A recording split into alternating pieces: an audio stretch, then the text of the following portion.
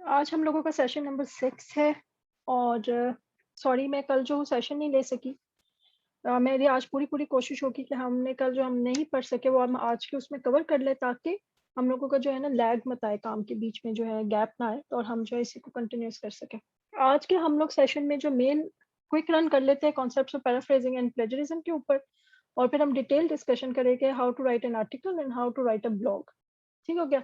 अच्छा जी, last session में मंडे वाले दिन हम लोगों ने जो है ये डिस्कस किया था कि पैराफ्रेजिंग क्या होती है। आप बेसिकली इंटरनेट से इन्फॉर्मेशन उठाते हो और उसको अपने अल्फाज में कन्वर्ट करके अपने पीस ऑफ राइटिंग में उसको डाल देते हो।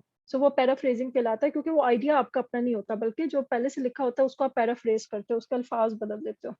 प्लेजरिज्म का कॉन्सेप्ट हमने साथ में डिस्कस किया था। प्लेजरिज्म का कॉन्सेप्ट ये है कि आपने जब इंटरनेट से इन्फॉर्मेशन उठाई, दूसरों के अल्फाज उठाए, उनको अपने अल्फाज में कन्वर्ट करके लिखा, तो वो इतनी ज़्यादा आपके अपने अल्फाज में कन्वर्ट हो जाना चाहिए कि जब उसको इंटरनेट पे प्लेजरिज्म के जो टूल्स होते हैं उस पे डाला जाए, तो वो कॉपी ना आए, मतलब कॉपी पेस्ट पता ना लगता हो, बल्कि वो पता लगे कि 2 अलग पीस ऑफ राइटिंग है। बेशक उसका इन्फॉर्मेशन सेम है, उसका आइडिया सेम है, लेकिन वो 2 अलग वर्ड्स में लिखा हुआ है।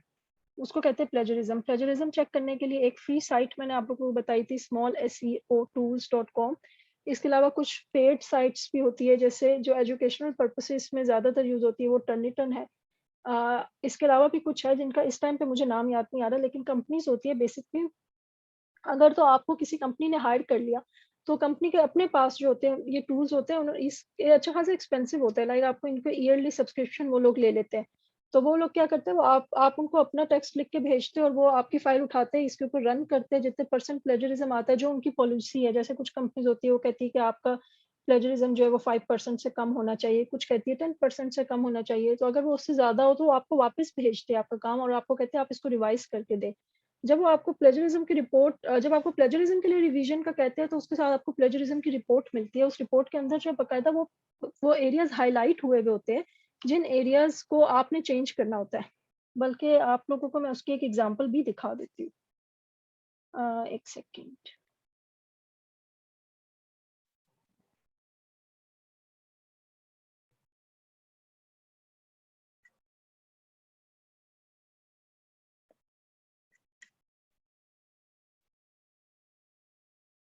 आप लोगों को मेरी स्क्रीन नज़र आ रही?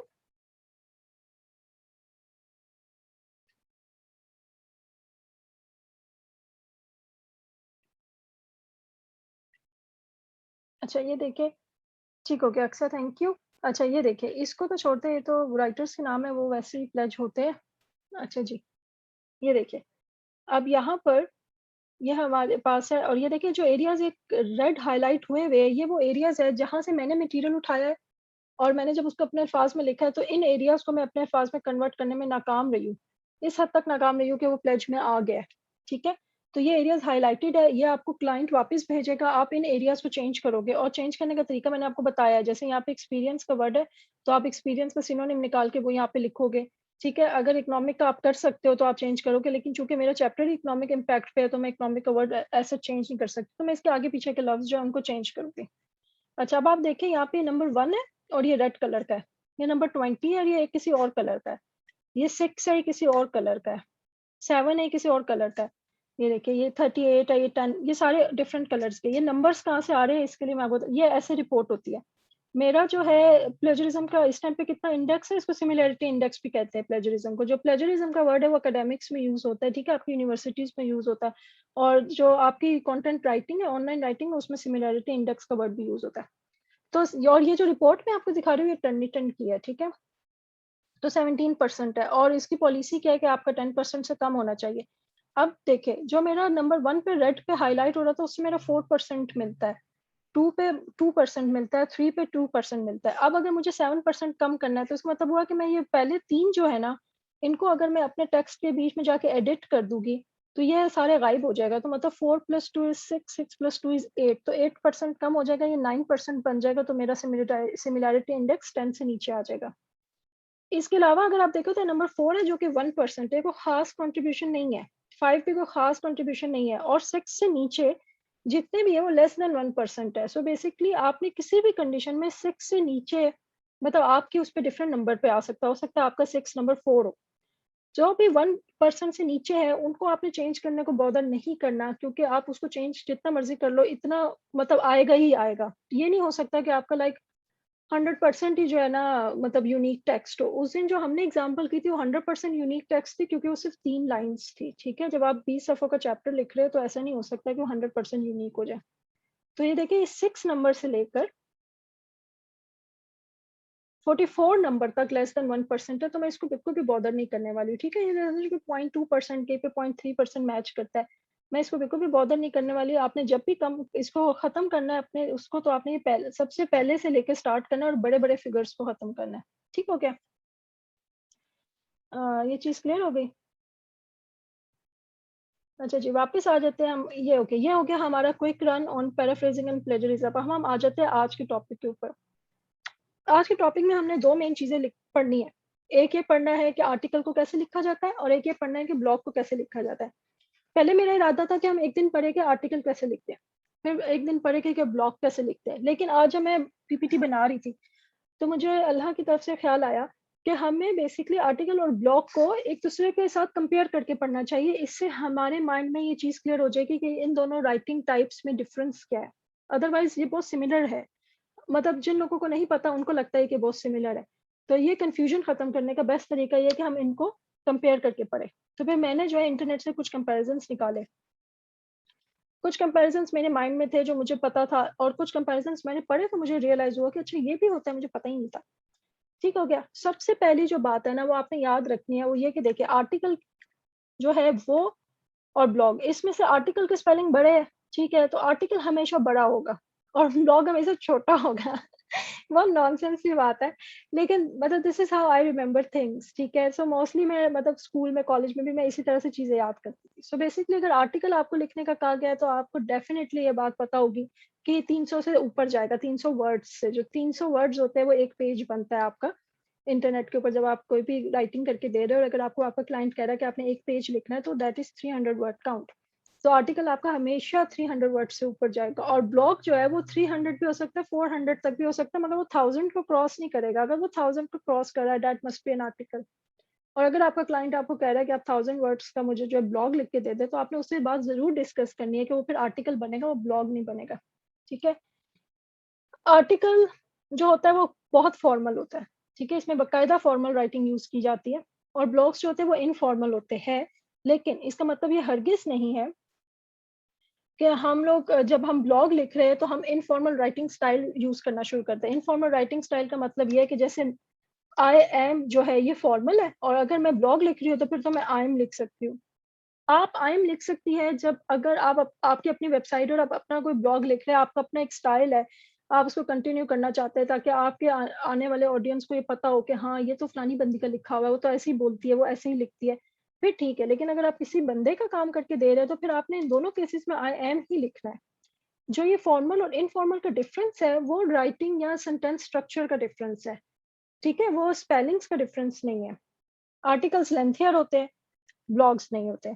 आर्टिकल्स हमेशा सेकंड या थर्ड पर्सन की फॉर्म में लिखे जाते हैं और ब्लॉग फर्स्ट पर्सन में लिखा जाता है। ये ग्रामर के रूल्स हैं। फर्स्ट पर्सन का मतलब होता है मी, मतलब आप ब्लॉग्स में लिखते हैं मैंने ये किया, मैंने ये देखा, मैं वहाँ पे गई, मुझे ये ख़्याल आया, फिर ऐसा हो गया, फिर वैसा हो गया।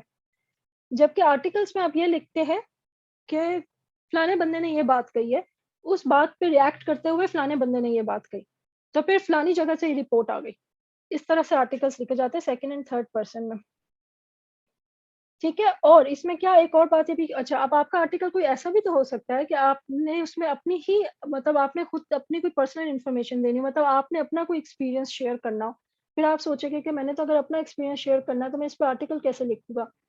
जो इसका डिफरेंस है वो ये है कि जब आप ब्लॉग लिखते हो तो फिर आप ये लिखते हैं आई वेंट देयर, ठीक है? सो आप बेसिकली कह रहे हो मैं वहाँ पे गया, या चलिए आप लिख रहे हो इफ आई गो देयर, अगर मैं वहाँ जाता हूँ, ठीक है? ये है ब्लॉग, ये बेसिकली है फर्स्ट पर्सन फॉर्म, ठीक है? लेकिन अगर आपने सेकंड या थर्ड में लिखनी है, फिर आप लिखेंगे वन इफ वन, या ऐसे कर लें कि if one person goes there, अगर कोई बंदा वहाँ जाता है, if a person goes there, ठीक है? अगर कोई वहाँ जाता है तो, आपने मतलब अपना ज़िक्र नहीं करना, आपने second and third person form में लिखना है। ये आर्टिकल है और अगर आप फर्स्ट पर्सन में लिख रहे हो तो वो ब्लॉग है। ये डिफरेंस क्लियर हो जाएगा जब आप इंटरनेट पे चीज़ें और एग्ज़ाम्पल्स देखेंगे। आर्टिकल्स में जो होते हैं पर्सनल ओपिनियंस नहीं होते। मोस्ट ऑफ द टाइम आप आर्टिकल्स में इन्फॉर्मेशन प्रोवाइड कर रहे होते हो कि ये मेरा टॉपिक है और इसके ऊपर ये बातें हो चुकी है और ये बातें हो सकती है और ये मतलब हो रहा है। बस आपने इसमें पर्सनल ओपिनियंस नहीं देने, लेकिन ब्लॉग्स मोस्टली पर्सनल ओपिनियंस होते हैं। इसके अलावा आर्टिकल्स एसईओ ऑप्टिमाइज्ड होते हैं। किसी ने मुझसे स्टार्ट में पूछा था एसईओ ऑप्टिमाइजेशन के बारे में, आप नहीं बता रही। तो एसईओ ऑप्टिमाइजेशन का यहाँ पे ज़िक्र आ गया, लेकिन इसके बारे में मैं अभी भी नहीं बता रही हूँ, ठीक है? आप ये लफ्ज़ अपने पास बेशक लिख लें, अपने ज़हन में रख लें, इसके बारे में हम इंशाल्लाह डिटेल डिस्कशन करेंगे नेक्स्ट वीक में जब हम लोग जॉब सर्च पे आएँगे। Articles include lots of data, ठीक है? आर्टिकल्स जो कि डिटेल्ड होते हैं, लंबे होते हैं, इसमें बहुत सारा डाटा भी आता है, उसमें ग्राफ्स भी आते हैं, टेबल्स, फिगर्स सब कुछ आते हैं। ब्लॉग्स में नहीं आते, लेकिन ये स्टेटमेंट अगर मैं ऐसे कहूँ कि ब्लॉग्स में बिल्कुल भी नहीं आते तो ये गलत है। इसलिए मैंने इसके साथ एज मच लगा दिया कि उतने नहीं आते जितने आर्टिकल्स में आते हैं, बट ब्लॉग्स में भी आ सकते हैं। आर्टिकल्स कभी भी एक बंदे का काम नहीं होता, ठीक है? ऐसा नहीं हो सकता कि मैं उठूँ और मैंने तो आर्टिकल लिख दिया। एज अ राइटर आपको क्लाइंट ने कहा है, आपने क्लाइंट को आर्टिकल लिख के दे दिया है। लेकिन असल में क्लाइंट आपसे वो आर्टिकल लेगा, फिर आगे जाके उसको अपनी रिव्यू टीम को देगा, वो उसको रिव्यू करेगी और फिर वो आगे जाके पब्लिश होगा। वो सीधा आपके हाथ से निकल के पब्लिश नहीं हो जाएगा। तो आर्टिकल्स कभी भी एक बंदे का काम नहीं होते, वो हमेशा टीम वर्क होता है, जबकि ब्लॉग सेल्फ पब्लिश्ड होते हैं, क्योंकि आपने जैसे आप फेसबुक पे अपने ब्लॉग लिखना शुरू कर दो, आप जो ट्विटर पे लिखना शुरू कर दो, इंस्टाग्राम पे, ठीक है? ब्लॉग्स जो कि किसी भी लेंथ के हो सकते हैं। आप ये कहो मैं रोज़ाना की मैं 5 लाइन्स का ब्लॉग लिखती हूँ, ठीक है? इसके अलावा आप मीडियम पे लिखो। मीडियम पे तो मतलब मीडियम मोस्ट फेमस साइट है जिस पे लोग आते हैं और अपने ब्लॉग्स लिखते हैं। तो ब्लॉग्स जो कि सेल्फ पब्लिश्ड होते हैं, जो आपका दिल करता है वो आप लिखते हो, पर्सनल ओपिनियंस होते हैं।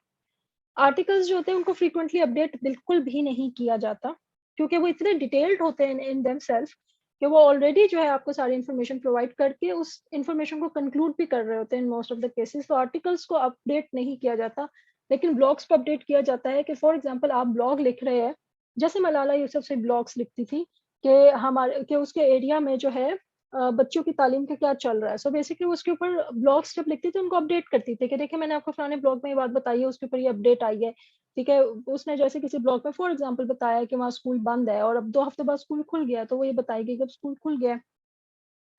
तो यहाँ मोस्ट रीसेंट एग्जांपल आप कोविड की ले लें, अगर कोई कोविड के ऊपर ब्लॉग्स लिख रहा है, तो वो ये कहेगा कि लाइक हमारे पास परसों जो थे 5000 केसेज़ थे और आज हमारे पास 7000 केसेज़ हो गए हैं, या चलो आज हम फॉर्च्यूनेट है, आज हमारे पास 4000 केसेज़ हो गए हैं, तो ये ब्लॉग्स का अपडेट है। तो ब्लॉग्स अपडेट होते हैं। अच्छा, और ब्लॉग्स अपडेट की जब मैं बात कर रही हूँ, तो इसका मतलब ये बिल्कुल भी नहीं है कि आपने जो ब्लॉग लिखा है और आपने उसको पब्लिश कर दिया, आप जाके उसको एडिट कर देते हो, उसी ब्लॉग को एडिट कर देते हो। ऐसा नहीं है, आप एक और ब्लॉग लिखते हो जो पीछे वाले ब्लॉग का अपडेट होता है। एंड आर्टिकल्स जो होते हैं वो कैटेगरी वाइज़ अरेंज्ड होते हैं, ठीक है? हमेशा। आप एक न्यूज़पेपर ले लें, ठीक है? आर्टिकल्स के लिए बेस्ट एग्ज़ाम्पल न्यूज़पेपर। न्यूज़पेपर ले लें, अब एक न्यूज़पेपर के अंदर बिज़नेस के ऊपर आर्टिकल्स है, फैशन के ऊपर आर्टिकल्स है, ठीक है? आपके और टॉपिक्स जो इकोनॉमिक्स के ऊपर आर्टिकल्स है, ठीक है? तो सिंपल कैटेगरी वाइज़ आर्टिकल है, एक आर्टिकल जिस कैटेगरी में फिट होगा वो उसको उसमें डालेंगे। लेकिन जो ब्लॉग्स होते हैं वो क्रोनोलॉजिकल ऑर्डर में होते हैं, इसका मतलब होता है डेट वाइज़ होता है। आपने मंडे को एक ब्लॉग लिखा, तो मंडे को नहीं बल्कि आप कह लो आपने फर्स्ट को एक ब्लॉग लिखा, फिर आपने थर्ड को लिखा, फिर आपने सेवंथ को लिखा। आपकी वेबसाइट के ऊपर, मीडियम के ऊपर वो इसी डेट के हिसाब से चलता जाएगा। बिल्कुल भी ज़रूरी नहीं है कि आपका इस ब्लॉग का अगर टॉपिक आपके पिछले वाले ब्लॉग से नहीं मिलता, तो ये अलग कैटेगरी में जाएगा, ऐसा नहीं होता। डेट वाइज़ उसको वहाँ पे लिखा जाता है। सो आई होप कि आप लोगों को अच्छी तरह से क्लियर हो गया कि आर्टिकल और ब्लॉग में क्या डिफरेंस है। मैंने जो है इंटरनेट से एग्ज़ाम्पल्स निकाली थी आर्टिकल और ब्लॉग की, और मैंने जो है कोशिश की थी कि ऐसा टॉपिक हो कि एक ही टॉपिक हो और मतलब उसी टॉपिक पे ब्लॉग भी मुझे मिल जाए और उसी टॉपिक पे जो है मुझे आर्टिकल भी मिल जाए। तो मैंने सिंपली, क्योंकि मैंने जब स्टार्ट किया था और मैं टेस्ट देती थी, मतलब कंपनीज होती है वो आपको जब हायर करती है तो वो आपको ऐसे हायर नहीं कर लेती, वो आपको टेस्ट देती है कि आप टेस्ट करके दो। तो मुझे स्टार्ट में ना पता नहीं somehow I don't know the reason, but मुझे स्टार्ट में बहुत दफा ग्लोबल वार्मिंग के ऊपर लिखने को मिला था। तो मैं जो अभी तक लोगों को एग्जाम्पल में तो ग्लोबल वार्मिंग ही देती हूँ, ठीक है? और मतलब कोई भी दो, मैं हमेशा ग्लोबल वार्मिंग के टॉपिक पे चली जाती हूँ। एनी हाउ, मैंने जो एक ब्लॉग निकाला, देखिए मैंने लिखा ब्लॉग ऑन ग्लोबल वार्मिंग। अब ये देखिए ये नासा की वेबसाइट है और नासा का ब्लॉग है क्लाइमेट चेंज के ऊपर, ठीक है? एक मैंने ये खोला है, और एक मैंने खोला आर्टिकल ऑन ग्लोबल वार्मिंग, आगे मैंने नासा इसलिए लिखा था क्योंकि मैंने पहले नासा का खोला था और मैं दोनों में डिफरेंशिएशन आपको क्लियर करना चाहती थी, इसलिए मैंने इसके आगे नासा लिख दिया। तो ये देखिए ये आर्टिकल खुल गया। ओके, आमना भट्ट कह रही है जब हम किसी वेबसाइट पर कंटिन्यूअसली ब्लॉग्स लिखते हैं तो ज़रूरी है कि वो हमें पे करे? अच्छा, देखिए ये आपके अरेंजमेंट पे डिपेंड करता है। अगर आप कुछ वेबसाइट्स होगी जो आपको अलाउ करेगी कि आप हमारी वेबसाइट पे ब्लॉग्स लिखें। अगर आप मीडियम का पूछ रहे हैं, मीडियम आपको पे नहीं करता। मीडियम सिर्फ़ आपको प्लेटफ़ॉर्म देता है जहाँ पे आप आते हो, आप अपनी एक प्रोफ़ाइल बनाते हो और आप अपने नाम से ब्लॉग्स लिख सकते हो। अब लोग आपको फ़ॉलो करेंगे, आप कल को उसी मीडियम का लिंक उठाओगे अपनी प्रोफ़ाइल में, जैसे लिंक्डइन की प्रोफ़ाइल है या आपकी इंडीड की प्रोफ़ाइल है, उसके अंदर आप वो लिंक पेस्ट कर दोगे तो जो क्लाइंट आएगा वो आपका वो लिंक पे क्लिक करके वो आपका पोर्टफ़ोलियो देख सकेगा, वो आपका सैंपल वर्क देख सकेगा कि आप किस तरह का काम करते हो, किस तरह का लिखते हो। तो मीडियम पे लोग इस वजह से भी कंटिन्यू करते हैं जो ऑनलाइन राइटिंग कर रहे होते हैं, और मोस्टली लोग मीडियम पे इसलिए ब्लॉग्स लिखते हैं क्योंकि वो ब्लॉग्स लिखना चाहते हैं। बाकी अपना ब्लॉग लिख के उससे पैसे कमाने वाली जो बात है वो बेसिकली वेबसाइट होती है। आप अपनी वेबसाइट बनाते हो, अपनी वेबसाइट आपकी हमने ये स्टार्ट में डिस्कस किया था कि आप अपनी वेबसाइट जो अपने नाम से बना सकते हो जिसमें आप अपने पर्सनल ओपिनियंस दे रहे हो, या जैसे प्रो पाकिस्तानी वालों की पाकिस्तान वालों की वेबसाइट है, प्रो पाकिस्तानी आई थिंक, या प्रो पाकिस्तान उनकी वेबसाइट है जिसमें वो डिफरेंट कैटेगरीज को डिस्कस करते हैं, उसमें उसके हिसाब से ब्लॉग्स लिखते हैं, उसमें डिफरेंट तरह के लोग आते हैं वो ब्लॉग्स लिखते हैं। ऐसे सारी वेबसाइट चाहे वो आपकी अपनी हो या आपका कोई एजेंडा और आप उसको फॉलो कर रहे हो, उन वेबसाइट्स के ऊपर बेसिकली आपने ट्रैफिक लेके आनी होती है, आपने इस तरह का मटेरियल लिखना होता है जो लोगों को पसंद आए और लोग बार-बार आपकी वेबसाइट पे आए, मतलब कि 10,000 लोग उसको पढ़ने के लिए आए। जब इतने लोग आपकी वेबसाइट पे आना शुरू हो जाते हैं, तो फिर आप अपनी वेबसाइट के ऊपर गूगल ऐड लगा सकते हो। तो जब आप एड्स लगाते हो, तो फिर वो लोग आते ऐड कंपनी जो होती है, वो आपको पैसे देती है। जैसे टीवी में लोग ड्रामास बनाते हैं, ड्रामा बना के वो किसी टीवी चैनल को बेचते हैं। टीवी चैनल वो ड्रामा लगाता है और ड्रामा के बीच में जब कमर्शियल ब्रेक करता है, तो उस कमर्शियल ब्रेक में जितने कमर्शियल्स चलते हैं, उनसे उस चैनल वालों को पैसे मिलते हैं। उन्हीं पैसों में से वो लोग जिनसे ड्रामा खरीदा होता है उनको पेमेंट करते हैं, और जिन्होंने ड्रामा बनाया होता है वो उसी पैसों से जो है उन एक्टर्स को पेमेंट करते हैं, प्रोड्यूसर्स को पेमेंट करते हैं, जो भी उनका हिसाब-किताब है। सो बेसिकली पैसा आता कहाँ से? इश्तिहार से। बिल्कुल इसी तरह आपकी वेबसाइट पे भी पैसा कहाँ से आएगा? इश्तिहार से। लेकिन उसके लिए आपकी वेबसाइट इतनी अच्छी होनी चाहिए कि उसपे इश्तिहार लगाए जा सके। ये बहुत मेहनत वाला काम है लेकिन लोग कर लेते हैं। अगर आप इस पे लगे रहेंगे तो इंशाल्लाह ज़रूर हो जाएगा एक दिन। अच्छा जी, अब हम आ जाते हैं वापस अपने टॉपिक पे। अच्छा जी, अब देखिए ब्लॉग है, आप लोगों को याद है ब्लॉग कैसे होता है? ब्लॉग हमारे पास थोड़ा-सा इन्फॉर्मल होता है, छोटा होता है, ठीक है? अब ये देखिए ये ब्लॉग है, ये 3 अगस्त 2021 को जो है इन्होंने अपलोड किया है, और ये देखिए इस बंदी ने लिखा है, एलन लुइस ने, ठीक हो गया? और ये देखिए ब्लॉग की लेंथ कितनी है? एक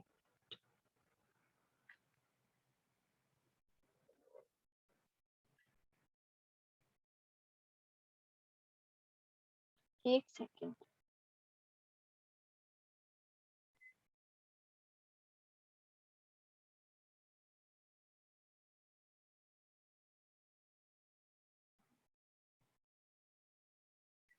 ओके एनीहाउ, चूँकि साइंटिफिक वेबसाइट मैंने खोली हुई है तो ये ब्लॉग भी अच्छा खासा लंबा है, ठीक है?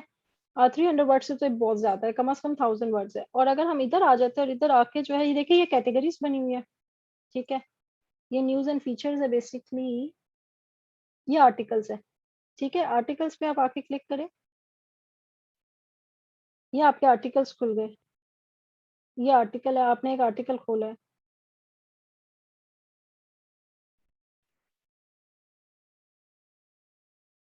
ये इनका आर्टिकल है। ऑनेस्टली स्पीकिंग इनका आर्टिकल और वो दोनों मुझे सेम उसके लग रहे हैं, लेंथ के लग रहे हैं। एक सेकंड, जो मैंने पहले एग्ज़ाम्पल्स खोली थी ना,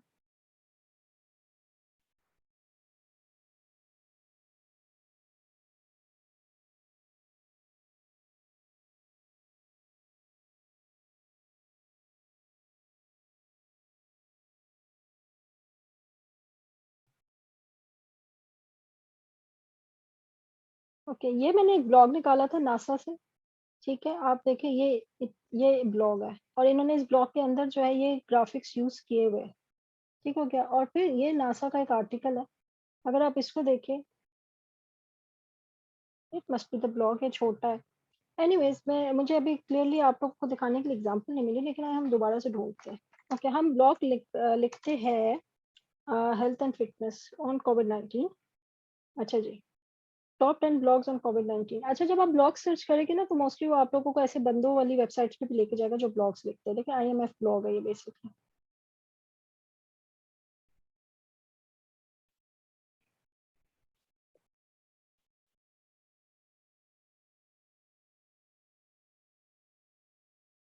ये देखिए, ये आईएमएफ ने एक ब्लॉग लिखा हुआ है कोविड-19 के ऊपर, ठीक है? अब ब्लॉग कोविड-19 के ऊपर जनरली भी हो सकता है, लेकिन इन्होंने कोविड-19 में से एक टॉपिक उठाया हुआ है, अनएम्प्लॉयमेंट।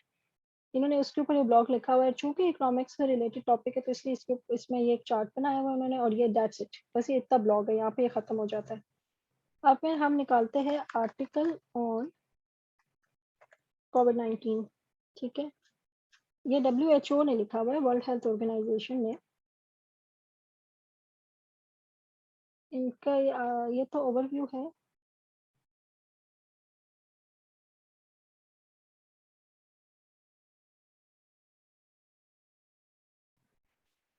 अब देखिए ये इनकी कैटेगरीज बनी हुई है। आप यहाँ से किसी भी कैटेगरी में जाते हैं, हेल्थ टॉपिक्स है, ये इनकी कैटेगरीज है। फॉर एग्जांपल अबॉर्शन, अबॉर्शन पे आप जाते हैं, ठीक है? ये इन्होंने इसके ऊपर आर्टिकल लिखा हुआ है।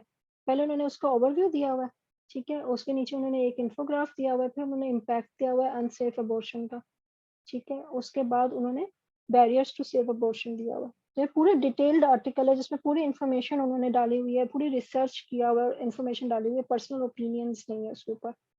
और इसी तरह आईएमएफ का जो मैंने ये ब्लॉग खोला है, इसमें भी पर्सनल ओपिनियंस इतने ज़्यादा नहीं होंगे, लेकिन ये देखिए एक बंदे ने लिखा हुआ है, ठीक है? और जब आप इधर आते हैं, चूँकि ये आर्टिकल है तो देखिए इसमें किसी बंदे का नाम नहीं है, क्योंकि आर्टिकल जो होता है वो टीम वर्क होता है। तो उसके ऊपर किसी बंदे को आप नहीं मतलब एट्रीब्यूट नहीं कर सकते हो, किसी बंदे बंदे को बिलॉन्ग नहीं करता, ठीक है? ये हो गया हमारे पे डिफरेंसेस। अच्छा, अब आप मुझे बताएँ अभी तक जो हमने ब्लॉग और आर्टिकल के बीच का डिफरेंस डिस्कस किया, वो अगर किसी को नहीं समझ आया तो वो कोई क्वेश्चन करना चाहता है तो क्विक क्वेश्चन कर ले, फिर हम इंशाल्लाह प्रैक्टिस करते हैं, किसी भी टॉपिक पे आर्टिकल और ब्लॉग लिखने की।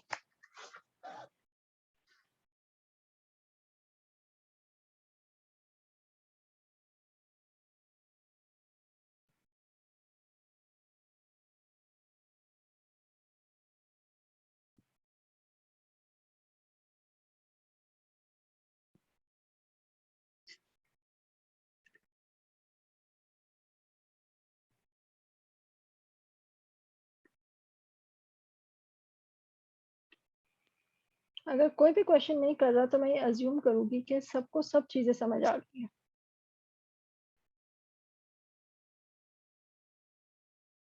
वाक़ई सबको सब चीज़ें समझ आ गई है वजीहा और ज़ोनिश?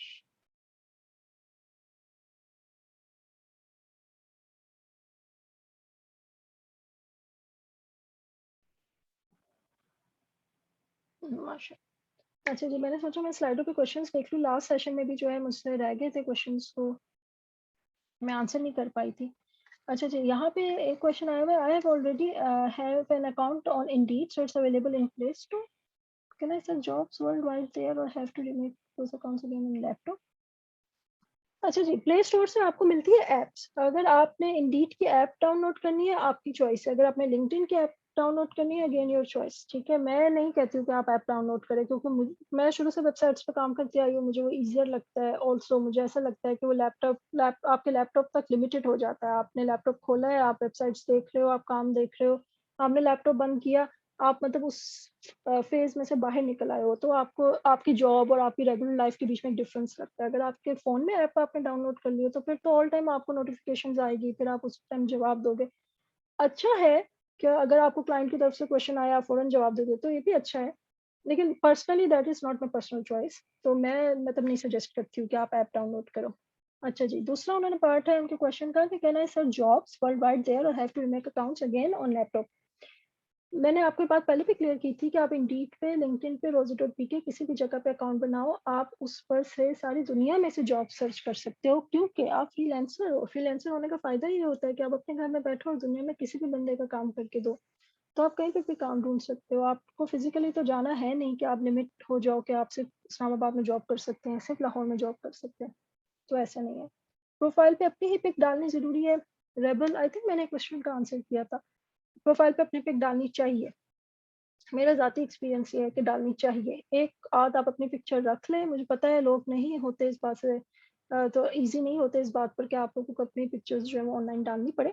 लेकिन एक आध पिक्चर ऐसी प्रोफ़ेशनल पिक्चर रख लें, हर जगह आप वही लगाया करें। I am searching job in HR field. I have profile in Indeed and Rosie. I am freshly graduated, have no experience. How I can make introduction more attractive? अच्छा, introduction के ऊपर तो हम बहुत टाइम लगा के आ चुके हैं, ऑलमोस्ट अ वीक। तो मेरा नहीं ख्याल है कि अच्छा ये क्वेश्चन भी 27 अगस्त का है, तो I think it must be old, क्योंकि अब तो हम आगे चले गए। इंट्रोडक्शन को अगर आप मैं हम ये बात भी डिस्कस करके आए, आप फ्रेशली ग्रेजुएटेड हो, ठीक है, आपका राइटिंग का कोई एक्सपीरियंस नहीं है, ऐसा आपको लगता है। आपने जो सारी ज़िंदगी पढ़ाई की, अपनी सारी ज़िंदगी एसेस लिखे, अपनी सारी ज़िंदगी जो है शेरो शायरी की जो तशरीहात करते हैं, जो कुछ भी किया है वो सब कुछ राइटिंग है। आपने राइटिंग की है, मतलब आपने अपने दिमाग से राइटिंग की है, एसेस लिखी है, स्टोरीज़ लिखी है, समरीज़ लिखी है, वो सारी की सारी राइटिंग में आता है। तो हर बंदे के पास रिसर्च का और राइटिंग का 1 साल का एक्सपीरियंस एटलीस्ट, आप वो सारे छोटे-छोटे जो अकरेंसेस होते रहे over the 16 years of your education या 14 इयर्स ऑफ योर एजुकेशन, आप उन सबको मिलाओ तो आप ये कह सकते हो कि मैंने 1 साल तक तो राइटिंग की होगी कंटिन्यूअसली। तो 1 साल का आप हर एक के पास जो है एक्सपीरियंस है। मेरी इंडीड प्रोफाइल कंप्लीट नहीं हो रही, 2 बार फिल किया है, क्या बात? फिल किया बट हुआ नहीं। ठीक है, आपकी इंडीड प्रोफाइल कंप्लीट नहीं हो रही, आप मुझे आपको बताओ मुझे कि उसमें मतलब क्या लिखा आ रहा है उसके, वो क्यों कहता है मैं क्यों कंप्लीट नहीं हूँ? उसके ऊपर कोई रीज़न लिखा हुआ आता होगा कि मतलब इस वज़ह से कंप्लीट नहीं हो रहा, एनीथिंग लाइक दैट। अच्छा जी, क्वेश्चंस कंप्लीट हो गए। हम एग्ज़ाम्पल्स शुरू करते हैं, ठीक है? कोई भी बंदा कोई टॉपिक सजेस्ट करे, 10 मिनट्स रह गए, हम जल्दी-जल्दी जो है ना उसके ऊपर ब्लॉग और आर्टिकल लिखने की प्रैक्टिस कर लेते हैं। ग्लोबल वार्मिंग और कोविड-19 के अलावा कुछ होगा।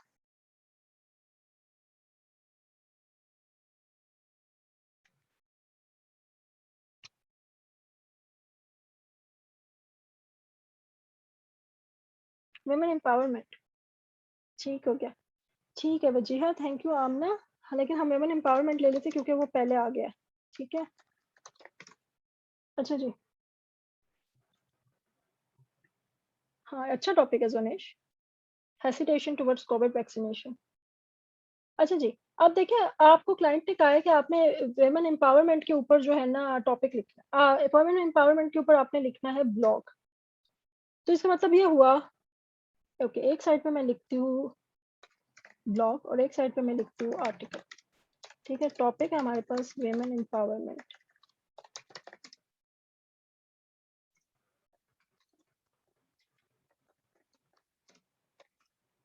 ठीक हो गया?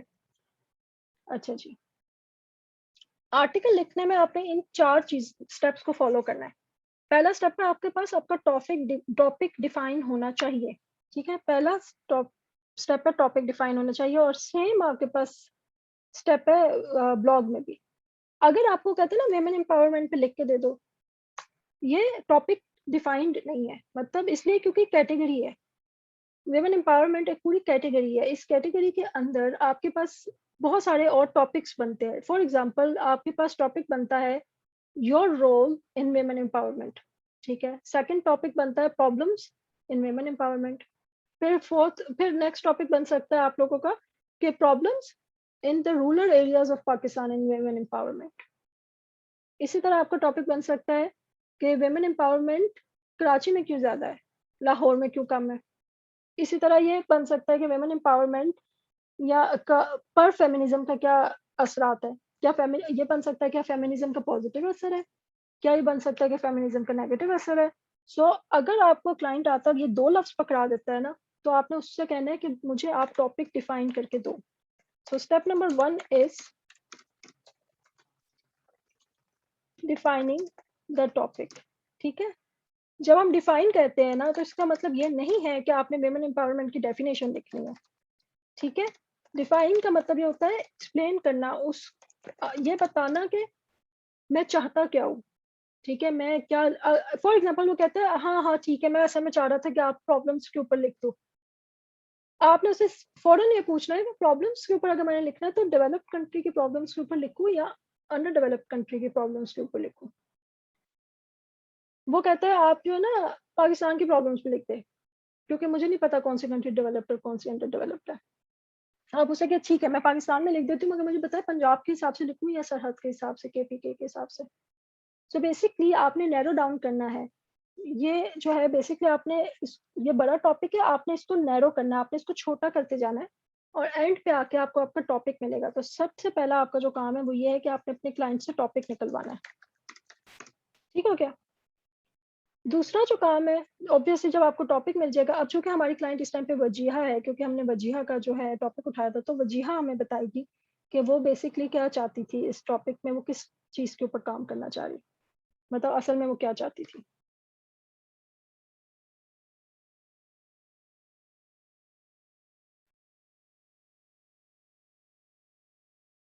वजीहा ऑनलाइन है?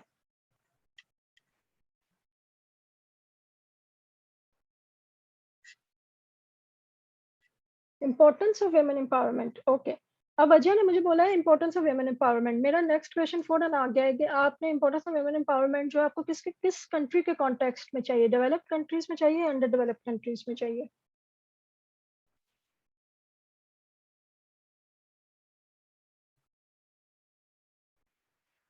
इन अंडर डेवलप्ड कंट्रीज में, ठीक है। अब अंडर डेवलप्ड कंट्रीज में आप मुझे बताओ, क्या आपको सिर्फ अंडर डेवलप्ड कंट्रीज का चाहिए, under developed countries versus developed countries का चाहिए?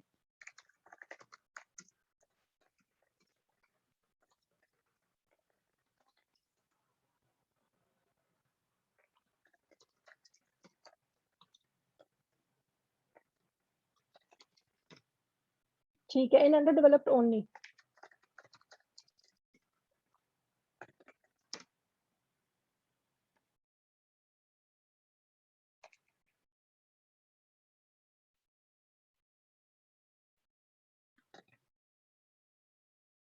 डेवलप की स्पेलिंग्स को क्या हो गया?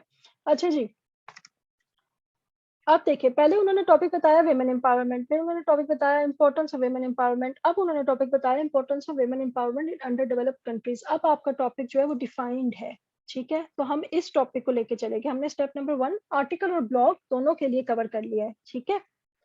अच्छा जी, स्टेप नंबर 2 पे हम आ जाते हैं। अच्छा, अब रिसर्च करनी है आपने, ठीक है। आप लोगों को रिसर्च के बारे में हमने काफ़ी डिटेल में डिस्कशन की हुई है।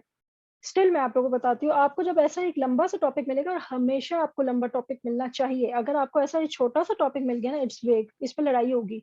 आप कुछ लिख के दोगे, क्लाइंट कुछ और चाहता होगा, दोनों तरफ कन्फ्यूजन होगी। आपने ये ऐसे छोटा सा टॉपिक नहीं लेना, आपने हमेशा ऐसे लंबी सी स्टेटमेंट निकलवानी है क्लाइंट से। अब जब आपने निकाल लिया ना, आप इसमें वर्ड्स देखो, पहला वर्ड है इंपॉर्टेंस, सेकंड वर्ड है वेमेन एम्पावरमेंट, और तीसरा वर्ड है अंडर डेवलप्ड कंट्रीज। ठीक हो गया? ये 3 पॉइंट्स हैं, इन तीनों पॉइंट्स को आपने डिफाइन करना है। अगेन, डिफाइन का मतलब ये नहीं है that you have to give definition of these words, ठीक है? आपने ऑक्सफोर्ड डिक्शनरी में से डेफिनेशंस उठा के कॉपी पेस्ट नहीं करनी। जब हम ऑनलाइन राइटिंग में डिफाइन का लफ्ज़ बोलते हैं, तो इसका मतलब होता है इलैबोरेट करना, एक्सप्लेन करना, खोल-खोल के बयान करना। ठीक हो गया? और अब आप इसमें आओ, आप देखो इसमें ये जो चीज़ है, ये बेसिकली क्या है? ये बेसिकली जगह है, ठीक है? और ये क्या है? ये नाम है। और ये क्या है? ये चीज़ है, तो हम नाम, चीज़, जगह खेल रहे हैं। It seems like it. लेकिन चलिए ठीक है, ऐसे करें, हर टॉपिक में ऐसा नहीं होता, लेकिन मोस्टली टॉपिक्स में ऐसा होता है।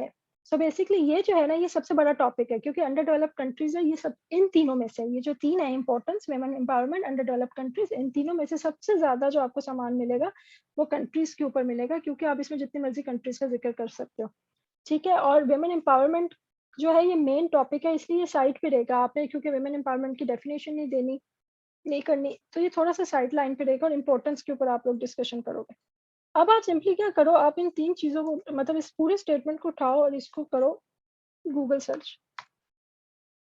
और चूँकि आपने ब्लॉग लिखना, आप इसके आगे लिखो ब्लॉग। उससे होता क्या है, जब आप ब्लॉग लिखते हो, आपको ब्लॉग वाले राइटिंग स्टाइल वाली चीज़ें मिलती है, तो आपका ऑटोमैटिकली राइटिंग स्टाइल वैसा बन जाता है। अब देखिए, ये एक ब्लॉग लिखा हुआ है सबसे पहले नंबर पे, यूके का। मुझे कैसे पता चला यूके? क्योंकि ये देखिए, इसकी यूआरएल में यूके लिखा हुआ है, तो ये यूके का है। अच्छा जी, women are the key to economic development in third world countries। ठीक है, आयशा आब्दी का लिखा हुआ है। ये इन्होंने women इंटरनेशनल डे पे लिखा हुआ है, आपको क्लाइंट ने ये नहीं मांगा, आप इसका जिक्र नहीं करोगे। अच्छा जी, हमारे पास टाइम थोड़ा सा कम हो गया है, तो मैं जो मेन पॉइंट्स पे पहले आ जाती हूँ। अब अगर आप आर्टिकल इसके ऊपर लिखने लगे हो, importance of women empowerment on under developed countries पे, जब आप आर्टिकल्स लिखने लगे हो, तो आपने फॉर्मल साइड पे रहना है, ठीक है? आपने जो है बेसिकली सीधा-सीधा बात करनी स्टार्ट करनी है। कहाँ से आपने स्टार्ट करनी है? वुमेन एम्पावरमेंट इम्पोर्टेंट है और क्यों है? आपने सबसे पहले इंटरनेट पे जाना है, वुमेन एम्पावरमेंट की इम्पोर्टेंस के ऊपर चीज़ें निकालनी है। अब देखिए यहाँ पर क्यों इम्पोर्टेंट है, अच्छा ये वाला जो ब्लॉग है ना, ये मुझे इतना वो नहीं लग रहा है, 1 सेकंड। ये देखिए, why is empowerment of women in, देखिए, क्यों इम्पोर्टेंट है, दिस इज़ क्योंकि वुमेन एम्पावरमेंट बेसिकली औरतों के लिए इकोनॉमिक एम्पावरमेंट है, ठीक है? उनकी इकोनॉमिक डाइवर्सिफिकेशन को बढ़ाता है, उनकी प्रोडक्टिविटी को बूस्ट करता है और इनकम इक्वालिटी लेकर आता है। तो इन्होंने इकोनॉमिक पॉइंट ऑफ व्यू से लिखा हुआ है। अच्छा, सीएसएस करते वक़्त मैंने जो है ना कुछ चीज़ें सीखी थी। उसमें से एक चीज़ थी पेस्ट एनालिसिस और मैं इसको आज भी यूज़ करती हूँ, ठीक है? इससे बेसिकली क्या बनता है, पी से बनता है, अच्छा पी से बनता है पॉलिटिकल, ठीक है? ई से बनता है इकोनॉमिक, एस से बनता है सोशल एंड टी से बनता है टेक्नोलॉजिकल। लेकिन चूँकि टेक्नोलॉजी का जो पॉइंट ऑफ व्यू है वो हर जगह पे नहीं यूज़ होता, तो मैं इन तीनों के अलावा पॉलिटिकल, इकोनॉमिक एंड सोशल के अलावा जितनी भी बाकी सारी चीज़ें होती थी वो मैं उठा के टेक्नोलॉजिकल में डाल देती होती थी, ठीक है? अगर आपको क्लाइंट ने यहाँ पे लिख के दिया होता ना इकोनॉमिक इम्पोर्टेंस, ठीक है? या इम्पैक्ट, जो भी वर्ड उसने लिखा होता है उस हिसाब से हम इसी पे रह जाते हैं, ठीक है? अगर इकोनॉमिक का लफ्ज़ लिखा होता तो मैं सिर्फ़ इसको लेती और मैं गूगल पे सिर्फ़ इकोनॉमिक्स को करती। हाँ जी, वजीहा गो एंड होने लगी है। ठीक है? लेकिन अब उसने मुझे नहीं दिया तो मैं इन चारों पॉइंट ऑफ व्यू से लिखूँगी और कैसे लिखेंगे इंशाल्लाह इसको हम कल डिस्कस कर लेंगे। थैंक यू वजीहा, आपने बता दिया, वरना मुझे ख़्याल ही नहीं रहा था कि मीटिंग खत्म हो रही है। और अगर अभी किसी का कोई क्वेश्चन है तो आप जो उस पे डाल दो स्लाइडों पे, इंशाल्लाह जो है हम उसको वो कर लेंगे। ठीक है?